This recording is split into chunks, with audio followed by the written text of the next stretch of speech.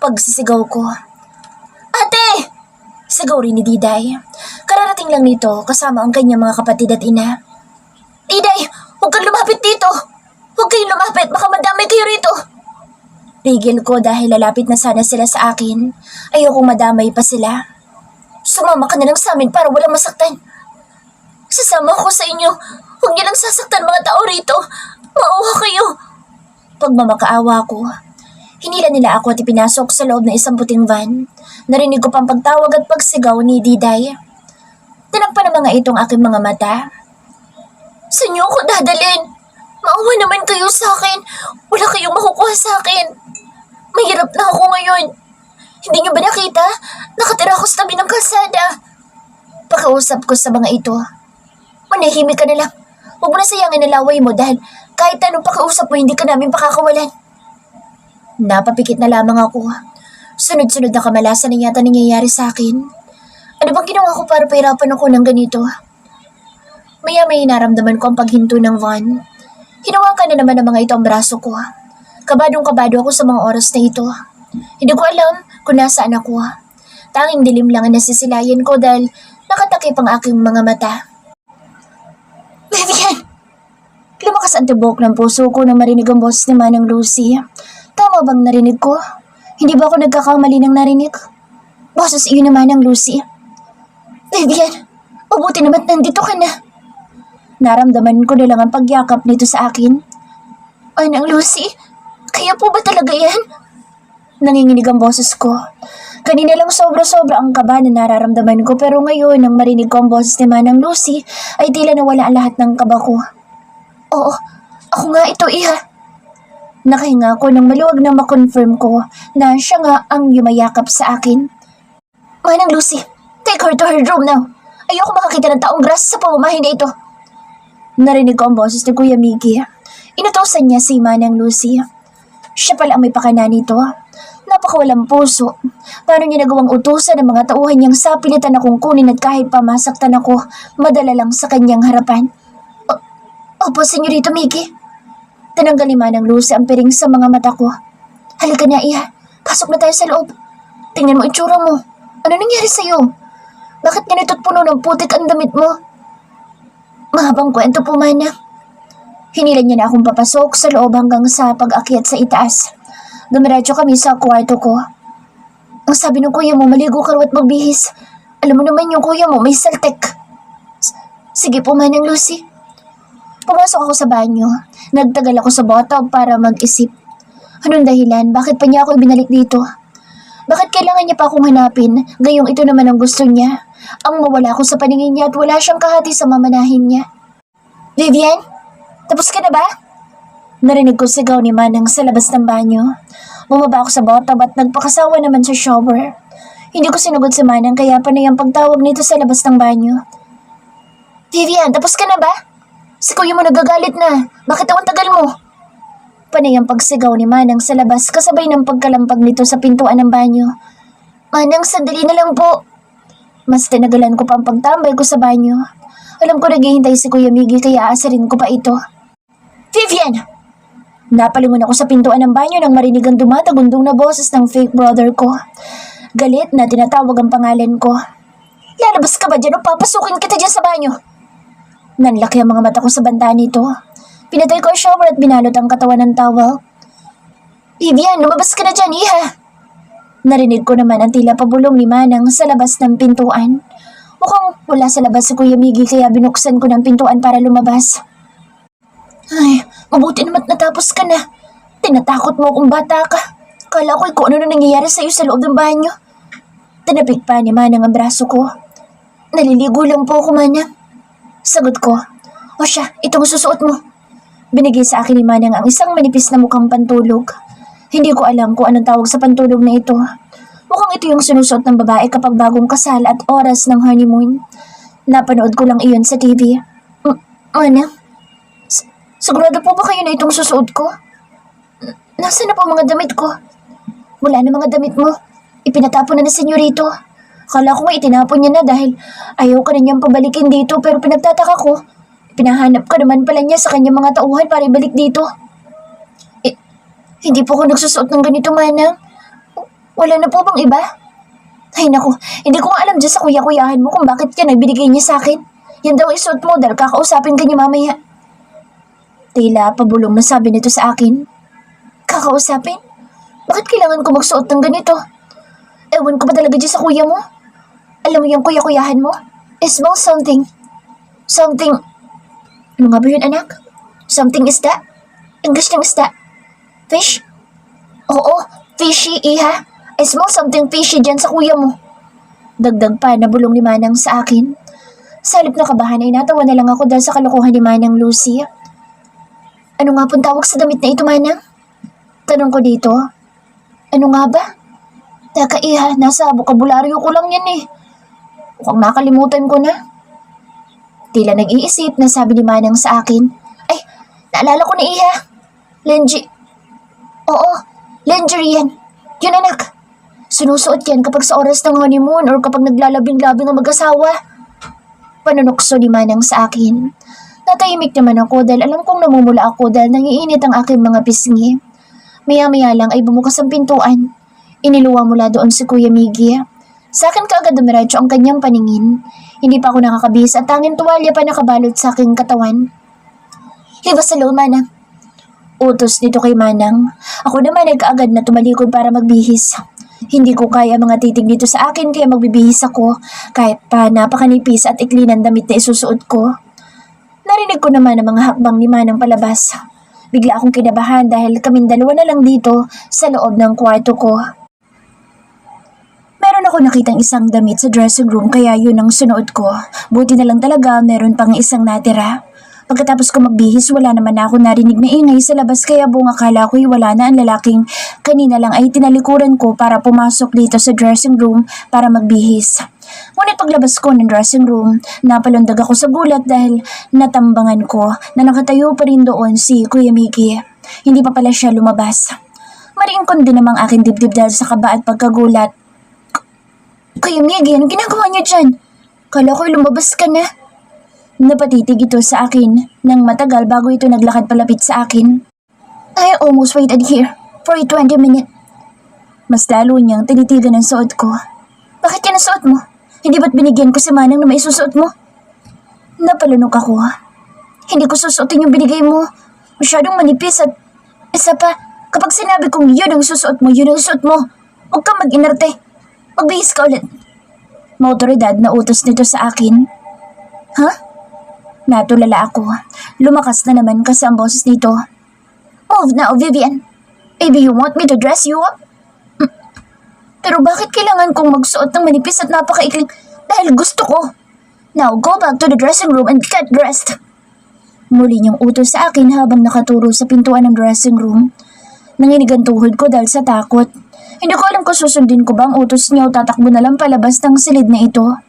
Hindi ko na nga maihakbang ang mga pa ako dahil sa panginginig nito. Kinakabahan ako kung anong binabalak niya. Paano kung ayoko? Pinilit ko maging matapang. Kahit sa loob-loob ko, takot na takot ako. Napatras na lamang ako nang muli na naman itong naglakad palapit sa akin. Napalunok ako nang tuluyan ako ma-corner sa wall. Wala na akong maatrasan. Napasandal ako sa wall habang ito naman ipatuloy na lumalapit sa akin naroroonan ko. Huminga ako ng malalim para salubungin kung ano man ang gagawin niya. Nang ilapit ito mukha sa akin, napapikit ako ng mariin. Ngunit iminulat ko rin dahil sa pagbulong nito sa akin at sa nararamdaman kong hininga niyang tumatama sa aking leeg. Do you think I'll kiss you, my dear, little fake sister?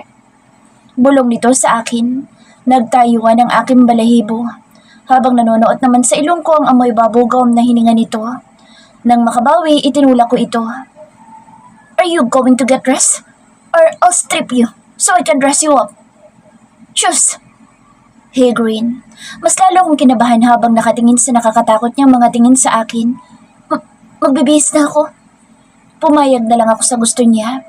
Nagmadali akong tabalikod para pumasok sa dressing room. Inilak ko kaagad iyon at sumandal sa pintuan. Para akong umakyat sa bundok dahil sa bilis ng aking paghinga. Ang lakas din ng kabog ng dibdib ko na parang sasabog. Hindi ako nagbihis, ngunit nagkulong lang ako sa dressing room. Maya-maya ay narinig ko ang pagkalabog nito sa pintuan na ikinalundag ko. Vivian? Tawag nito. Hindi ako sumagot. Kinakabahan ako. Tila may kung anong binabalak siyang hindi maganda sa akin. Vivian! Huwag ka na mag-inarte pa. Bilisan mo na dyan. Ayoko na pinaghihintay ako na matagal. Ramdam ko ang galit sa boses niya. Lalabas ka ba o sisirain ko ang pintuan na ito? Muli ay kalabog niya.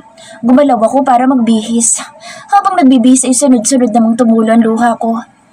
Vivian! Muli ay tawag nito kaya mas binilisan ko pang pagbibihis. Hindi ko nga napansin na baliktad ko itong naisuot. Pinagmasdan ko ang aking sarili sa salamin. Masyado nga itong manipis at halatang hubog ng aking katawan. Maging ang aking mga hitay nakalandad na ng sobra. Vivian! Narinig ko na naman ang pagtawag nito. Nanginginig ang kamay ko na binuksan ng pintuan. Tumambad siya sa aking paningin nang pagbuksan ko ito. Ngunit hindi na siya nag-iisa kundi may kasama na. Isang lalaki na suot ay puting long sleeve. Alam ko isa siyang doktor. Kuya, nauutal na sambit ko. Napalunok ako ng pagmasdan niya ako mula ulo hanggang paa. Nagtagal ang pagtitig niya sa aking mga hita. You know what to do, Dr. Arnaldo? Mas lalo ako nataranta nang marinig ang sinabi nito sa kasama niyang lalaki. Well, be careful. Ayoko lumapat ni katiting na balat ng kamay mo sa hita ng future wife ko. Paalala nito. Napaawang ang labi ko. Anong future wife? Ano to? Anong gagawin niyo sa akin? Kuya Miggy, anong gagawin niyo? Napaatras na naman ako. Unti-unti na naman lumapit sa akin si Kuya Miggy, tinawakan kaagad ang pulsuhan ko. Inilapit nito ang mukha sa akin tenga't bumulong. Ipalalaglag mo ang bata na nasa sinapupunan mo, Vivian. Ayokong dala-dala mo ang bastardo na yan sa araw ng kasal natin. Mariina, sabi nito sa akin. Kaagad na nanlaki ang mga mata ko sa sinabi niya. Kasal? Mas lalo akong kinabahan. Itinulak ko itong palayo sa akin. Anong karapatan mo para ipalaglag ang batang nasa sinapupunan ko? Ayoko! Ayoko rin magpakasal sa'yo! Sigaw ko sa kanyang pagmumukha. Muli niyang hinuli ang kamay ko. Napatitig ako sa kanya. Umiigting na ngayon ang kanyang panga habang nakatingin sa akin. Wala kang magagawa. Yun ang gusto ko kaya yun ang sundin mo. Pabalang niya rin na binitawan ng kamay ko. Napakasama mo! Napaiyak na lang ako. Pagsisisihan mo kapag itinuloy mo ang balak mo. Makakarma ka din. Umiiyak na sabi ko sa kanya. I don't believe in karma, Vivian. Bulong nito sa akin sabay sa niya sa lalaki. Sabulin mo na para matapos na. Turukan mo na lang ng pampatulog para hindi pumalag. Doon ako mas lalong kinabahan na lumapit na sa akin ang lalaki dahil sa utos ng walang hiya kong kuya-kuyahan. Wala akong ibang paraan kundi magmakaawa sa kanya. Kaagad ako lumapit sa kanya. Kuya Miggy, wag! Huwag mong gawin to, please! Lumuhod ako sa kanyang harapan habang hawak ang kanyang mga kamay. Please! Huwag mong gawin! Anak! Natigilan ako at hindi ko tunuloy ang gusto kong sabihin sa kanya na siya ang ama ng dinadala ko. Nagdadalawang isip ako sabihin sa kanyang anak niya ito. Paano kung mas lalo siyang magalit at hindi niya matanggap ang batang ito?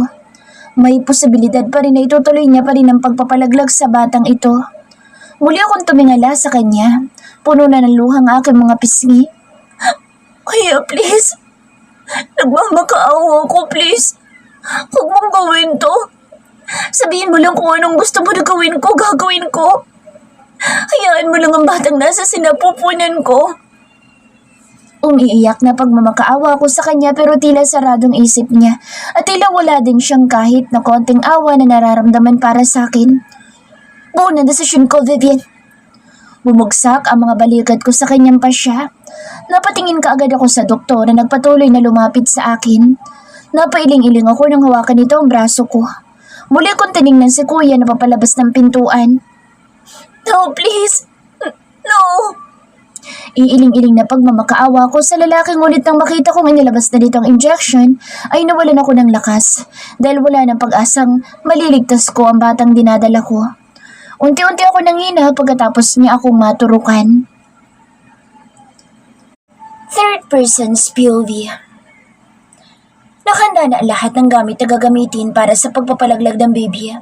Walang malay na nakahiga sa Vivian sa malambot na kama habang nakataas at nakapatong at magkahiwalay ang mga paa. Natatakpan naman ang kanyang katawan ng kumot kaya kahit papaano hindi ito masisilipan. habang si Miggy nasa labas ng kwarto sa poong noo habang paikot-ikot at pinagpapawisan. Take care of Vivian. Don't abandon her. I will entrust Vivian to you because I know you will love and care for her. Just like you love me, Miggy. Paulit-ulit na nag-flashback sa isip ni Miggy ang palagi sinasabi ng kanyang ina noong nabubuhay pa lang ito. Shit! He hit the wall so his face turned a little red. Not only red but also injured. Sir Miggy, ano nangyayari sa inyo? May pag-alala na tanong ni Lucy habang nagmamadali itong lumapit kay Miggy. Kaagad naman siyang napalingon dito sa biglang paglitaw sa kanyang paningin. Napatingin si Lucy sa nakasaradong pintuan ng kwarto at tila iniisip kung ano nangyayari. Sa Vivian, nasan siya? Pagtataka nito. She's inside. Turo ni Miggy na walang pag-aalilangan. Pupuntahan ko lang sa Vivian. Kailangan niya kasing kumain. Alam mo naman iho, yung mga buntis, dapat hindi sila nalilipasan ng gutom. Dapat palagi silang busog at palagi lang silang happy. Para happy din sa baby. Nakangiting sabi ni Lucy. Nakarating kaagad dito sa pintuan nang bigla niya itong hinabol at pinigilan ng mga kamay nito ngunit nabuksan na ito ni Lucy. Napatingin kaagad si Lucy sa braso na hinawakan niya. Bakit, senyorito? Pakakainin ko lang ang alaga ko. Hayaan niyo sana kung gawin pa rin ito kay Vivian. Nangako kasi ako sa mama mo na ako pa rin na mag-aalaga sa kapatid niyo kahit pa malaki na ito at kahit na kaya na niya ang sarili. Hindi ko siya kapatid. Hindi siya anak ni mama.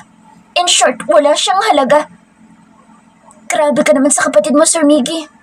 Mabait na bata itong sa Vivian. Muling sinulyapan ni Luz ang pintuan at nilakihan pang awang. Huli na para pigilan ni Miggy ito dahil tuluyan na itong nakapasok.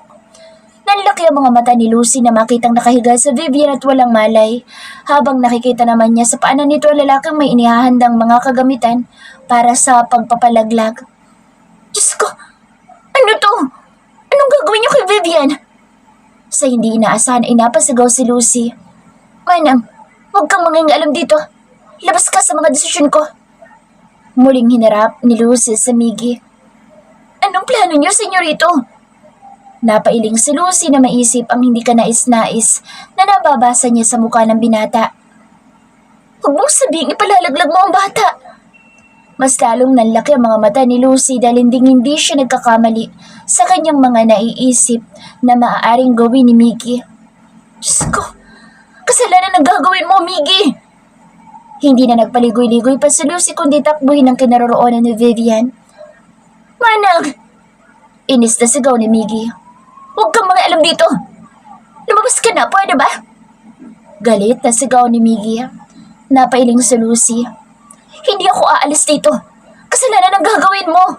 Walang kasalanan na bata kaya kung ano man nasa isip mo. Sir Miggy, itigil niyo na. Kawawa naman sa Vivian. Kahit underage lang sa Vivian, wala sa isip niyang ipalaglag ang batang dinadala niya. Kaya sana, hayaan niyo siyang buhayin ng bata. Pakiusap, senyorito, maawa ka sa bata. Pakiusap ni Lucy ngunit napailing si Miggy. Maawa ka, senyorito. Huwag mong gawin ito sa hindi mo tunay na kapatid. Mahal siya ng mommy mo at maging ang mommy mo, hindi niya magugustuhan ang ginagawa mo sa kapatid mo. Excuse me, hindi ko siya kapatid. Mariin na pagtatama ni Miggy sa ginang. Hindi niyo kapatid, oo, pero minahal siya ni Ma'am Maria ng mama mo. Hindi niyo naman siguro hayaang maging malungkot ang iyong ina sa langit. Ang drama mo, manang. Madrama ako sa inyo rito pero yun ang totoo. Natigilan si Miggy nang tumunog ang kanyang phone. Binalingan ni Miggy si Dr. Arnaldo na hindi pa nakakapagsimula dahil sa panggugulo ni Lucy. Huwag mo munang simulan. Wait for me to get back here.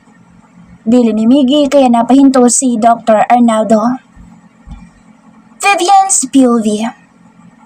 Sa poong noo kong iminulat ang aking mga mata. Nanlaki kaagad ang aking mata nang maalala ang nangyari kanina.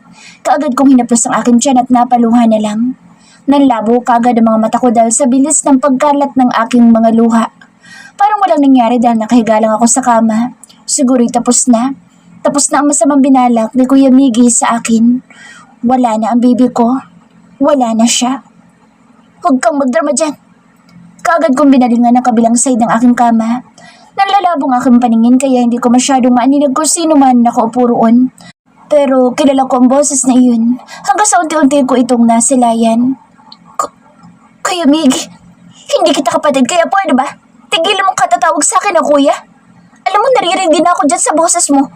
Wala nang ibang ginawa kundi ang umiyak. Nalaglag ang pangako. Sinubukan kong tumayo sa kama dahil sa inis ko. Nagmadali ako lumapit sa kanya para pagsasampalin. Nakalapit kaagad ako sa kanya kaya nailapad kong aking mga kamay sa kanyang mukha. Nasampal ko ito.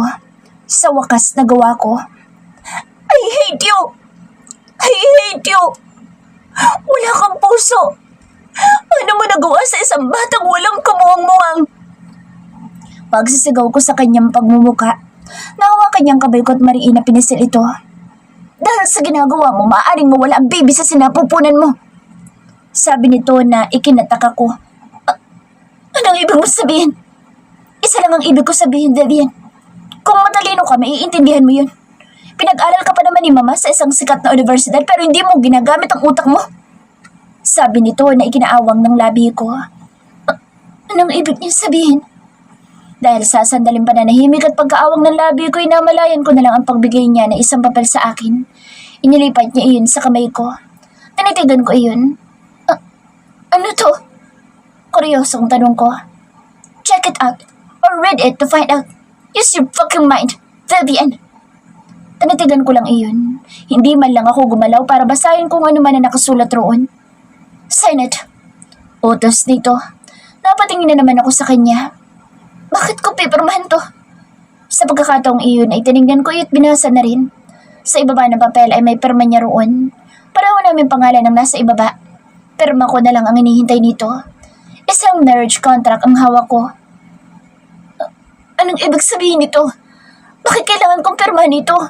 Isa itong marriage contract. Bakit kailangan mong gawin to? Bakit kailangan kong magpakasal sa iyo? Dahil gusto ko. Kaagad na sagot niya. Hindi ko pipirmahan to. Mariin na pagtutol ko. Alam mo kung anong kapalit niyan, Vivian? Kung ako sa'yo, pipirma ako. No! I don't want to be your wife! My eyes widened when he pushed me against the wall. He brought his face closer until I felt his breath on my neck. Napalunok ako at napakurap-kurap dahil hindi ako sanay sa ganito. Pipirmahan mo ito? O itutuloy ko ang abortion? Pumili ka! Mas lalo akong kinilabutan. Naitulak ko siya palayo sa akin. Ibig mong sabihin? Hindi na tuloy. Narinig mo naman sinabi ko, di ba? Unti-unti na naman ito lumapit sa akin habang kakaiba mga tingin. Sunod-sunod ako napalunok. Mas lumapit pa ito sa akin na tila inamoy ang buhok ko. Your scent is familiar. Bulong na naman ito sa akin. But never mind. It's not important to me. Napatingala ako nang bigla niyang hilahin ang iilang hibla ng buhok ko. Sign it now, Vivian. Or else. Mariin na utos at banta nito. Wala akong choice kundi pirmahan na lang iyon. Unti-unti niyang binitawan ang buhok ko. Inilapag ko ang papel sa table. Nanginginig ang mga kamay kong pinirmahan nito. Finally, you made the right decision. He said as he grabbed the paper I was holding. Natulala na lamang ako. Hindi ko akala ay magiging Burlington ako sa paraan na pagpirma ko sa marriage contract. Sa paraan na maging asawa ni Miggy Burlington na noon ay inaakala kong kapatid. Hindi ako nakaimik at nanatili lang tulala. Kahit na tinalikuran niya na ako para lumabas dito sa kwarto ay hindi pa rin ako gumagalaw at umiimik hanggang sa maisipan kong tawagin ito. Kuya Miggy. Lumangon ito pero nakakunot ang noo. Is that how you call or treat your husband? Kunot noong tanong nito sa akin. Ano kasi? Bakit kailangan ng marriage contract?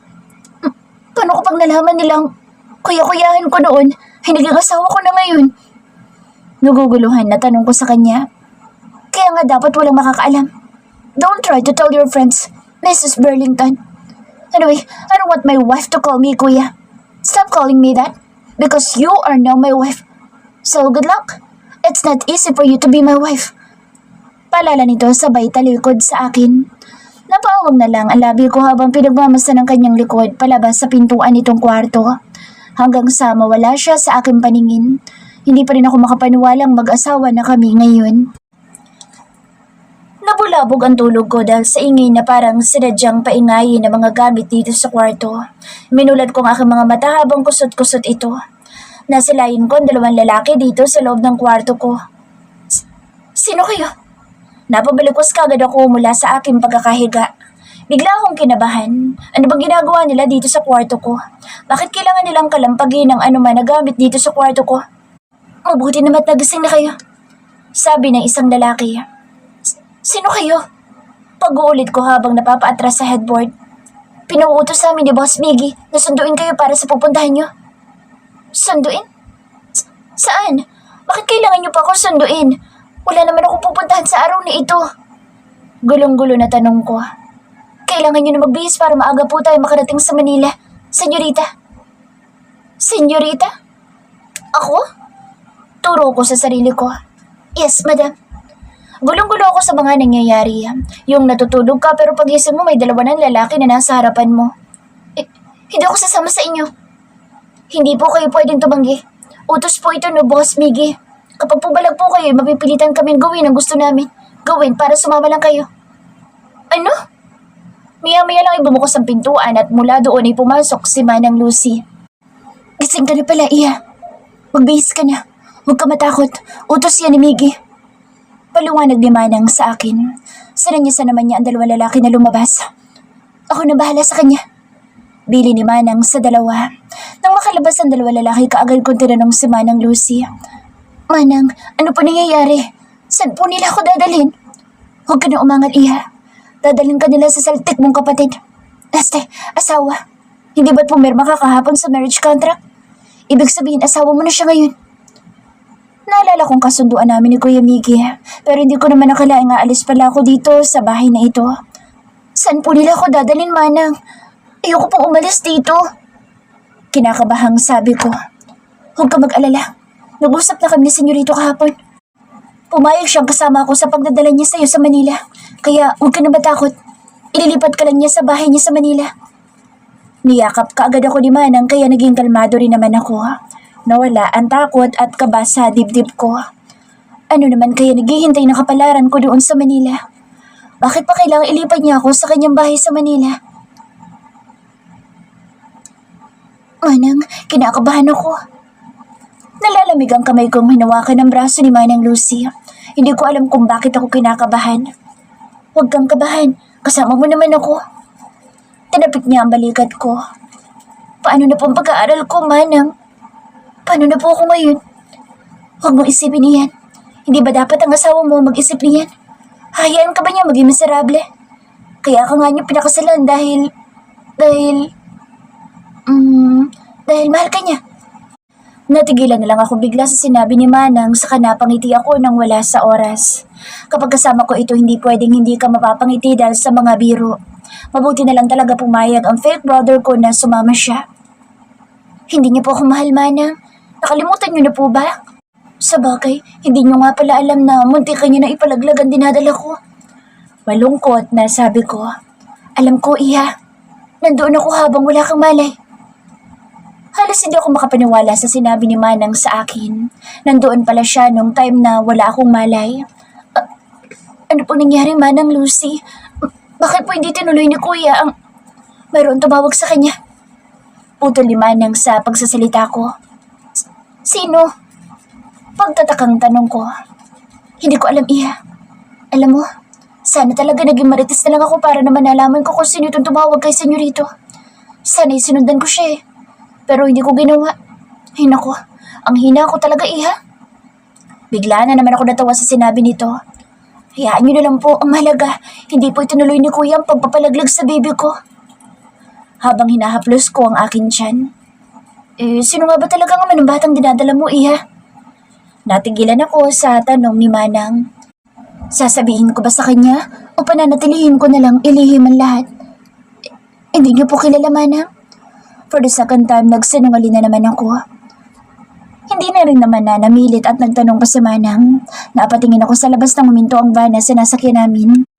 Hindi ko na malayang nakapasok na pala kami sa malaking gate at nasa aming harapan na ngayon ang napakalaking bahay na pagmamay-ari yata ng fake brother ko. Manang, nasaan na po tayo? Nauutal pa na tanong ko. Sa totoo lang ngayon lang ako nakapunta rito. Bakit kaya ni minsan hindi man lang pumasyal dito sa mommy? Hindi niya man lang binibisita ang fake brother ko na ngayon ay asawa ko na nga pala. Hindi pa rin ako makapaniwala. Wow, sobrang laki pala ng bahay ni Senyorito Miggy. Hindi ko akalaang mas malaki pa sa bahay niyo sa probinsya. Hindi na lang ako umimik. Nanatili lang ako nakatingala at sinuyod ang buong paligid ng bahay. Pinagbuksan naman kaagad ng driver at manghang-mangha pa rin si Manang habang lumalabas sa sinasakyan naming van. Nakasisigurado akong hindi na rin kayo magkikita ng kuya mo. Lastay, ng asawa mo sa laki ng bahay na ito. Komento ni Manang. Nanatili lang akong tahimik.